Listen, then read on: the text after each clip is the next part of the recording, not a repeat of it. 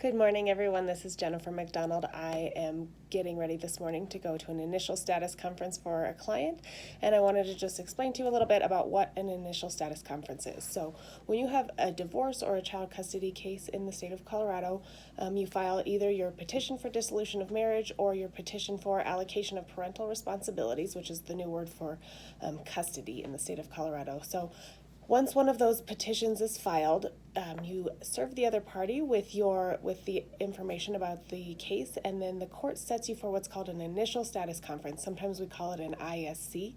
What happens at the ISC is the court invites you in to kind of give you an overview of what is going to happen in your case. So sometimes if you filed without attorneys, or sometimes it just depends on the court, they will set your ISC with a family court facilitator. A family court facilitator is a court clerk who works closely with the judges to kind of put things on the judges' schedules and docket some of the case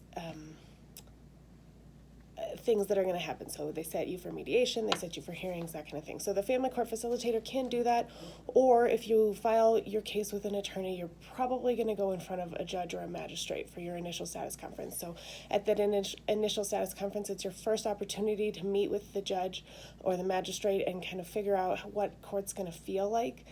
For clients, this is a very nerve-wracking experience. It's your first time going into the courthouse, it's your first time meeting with the judge.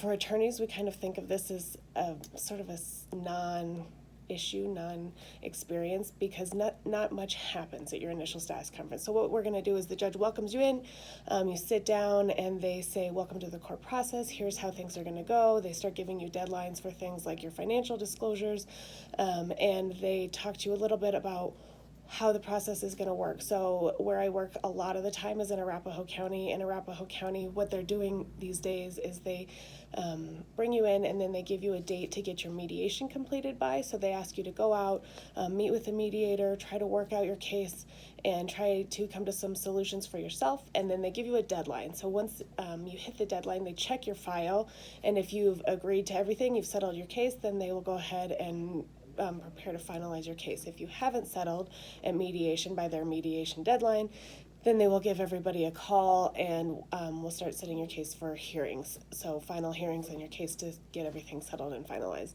So what the initial status conference is basically for is to set either a mediation deadline, or sometimes if you go to a different courthouse, not Arapahoe County, sometimes they will set you for either a temporary orders hearing or a permanent orders hearing on the date of your initial status conference. But I think most cases these days are being set for a mediation deadline, just so they can see if they can get you to work your case out for yourself ahead of time.